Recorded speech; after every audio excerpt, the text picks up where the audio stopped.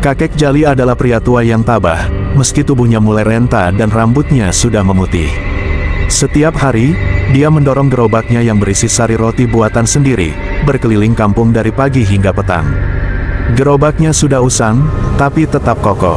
Kayu tua berderit setiap kali dia mendorongnya, tapi bagi kakek Jali, suara itu sudah jadi teman perjalanan panjangnya. Suatu sore, saat matahari hampir tenggelam dan langit memerah, kakek Jali menyadari bahwa roti jualannya belum banyak laku. Udara mulai terasa dingin, tetapi kakek Jali memutuskan untuk menambah rute hari itu, menuju sebuah kawasan yang jarang dikunjungi orang, yakni pinggiran kampung yang berbatasan dengan kuburan tua. Orang-orang kampung biasa menghindari tempat itu setelah senja, sebab banyak cerita seram yang beredar.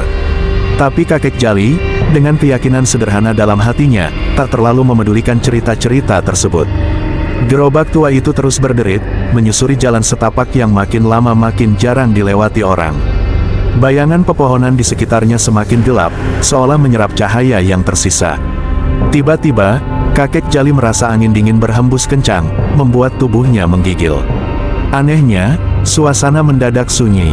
Tak ada suara burung, tak ada gemerisik daun, hanya deritan roda gerobaknya yang seakan menggema di udara. "Ah, mungkin sudah terlalu sore," gumam kakek Jali, mencoba meyakinkan diri. Namun, langkah kakinya terhenti ketika ia menyadari bahwa ia telah memasuki area kuburan tua. Kuburan itu sunyi dan tertutup kabut tipis yang merayap di antara batu nisan. Angin berhembus lagi, lebih dingin dari sebelumnya, dan tiba-tiba terdengar suara langkah kaki lembut, seperti seseorang berjalan di atas daun kering. Kakek Jali memutar kepala, mencari sumber suara, tapi tidak ada siapapun. Perasaan takut mulai merayap di hatinya.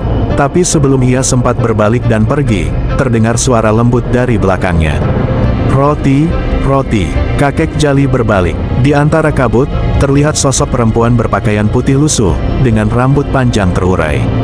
Wajahnya tersembunyi di balik rambut yang basah dan kusut. Perempuan itu berjalan perlahan mendekat, tubuhnya hampir melayang di atas tanah. "Mau roti, Pak?" Suaranya terdengar serak, seperti keluar dari tenggorokan yang lama tidak bicara. Kakek Jali menelan ludah, tubuhnya menggigil, tapi entah kenapa, tangannya secara otomatis membuka tutup gerobak. "Iya, Neng, mau beli roti." Perempuan itu mendekat semakin dekat. Bau anyir tiba-tiba tercium, membuat kakek Jali sedikit mundur. Wajah perempuan itu akhirnya terlihat saat ia menunduk untuk mengambil roti, kulitnya sangat pucat, matanya hitam legam tanpa bola mata, dan bibirnya terbelah menyeringai dengan gigi-gigi tajam yang tampak mengerikan. "Aku lapar," bisik perempuan itu, sambil menyodorkan tangannya yang kurus dan dingin. Kuku-kukunya panjang dan tajam, seperti cakar binatang. Perempuan itu meraih roti dengan gerakan lambat, matanya menatap tajam ke arah kakek Jali.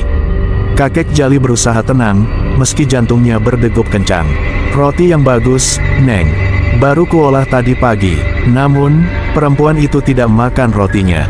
Ia hanya memegangnya, mencakar-cakar bagian atasnya dengan kukunya, sambil terus menatap kakek Jali dengan pandangan penuh kelaparan. Bibirnya bergetar, dan tawa kecil keluar dari mulutnya, tawa yang dingin dan penuh kejahatan. Kakek Jali mundur perlahan, mencoba menjauh dari perempuan itu, namun tiba-tiba dari balik kuburan, muncul lagi sosok-sosok lain.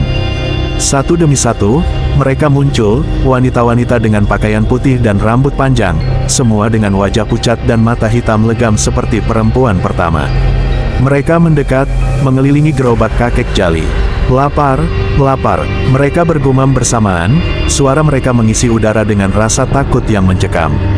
Kakek Jali berusaha mengucapkan doa, tapi lidahnya terasa keluh. Tubuhnya membeku di tempat, dikelilingi oleh makhluk-makhluk gaib itu. Gerobak sari rotinya sekarang menjadi pusat perhatian mereka, namun kakek Jali tahu bahwa yang mereka inginkan bukanlah roti. Mereka menginginkan sesuatu yang lain, sesuatu yang hanya bisa didapatkan dari jiwa manusia. Tiba-tiba, salah satu dari mereka, yang paling dekat dengan kakek Jali, mendekatkan wajahnya yang mengerikan ke wajahnya. Bau busuk menyengat hidungnya, membuat kakek Jali hampir muntah. Makhluk itu membuka mulutnya lebar-lebar, dan dari dalam mulutnya, terdengar suara tangisan yang mengerikan.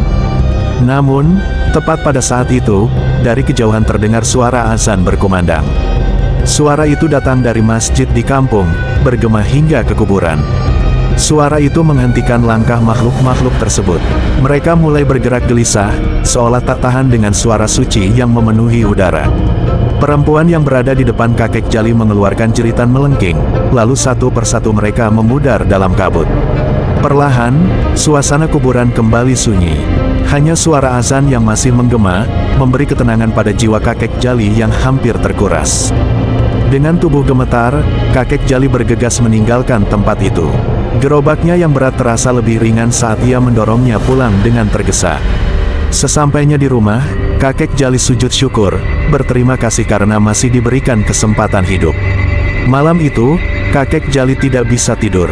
Setiap kali ia memejamkan mata, wajah pucat dan tawa dingin perempuan-perempuan itu menghantui pikirannya. Sejak saat itu, kakek jali bersumpah tak akan pernah lagi menjual rotinya di tempat asing, terutama di dekat kuburan. Dan ia selalu pulang sebelum malam benar-benar tiba, karena ia tahu, di balik kegelapan, ada sesuatu yang selalu lapar.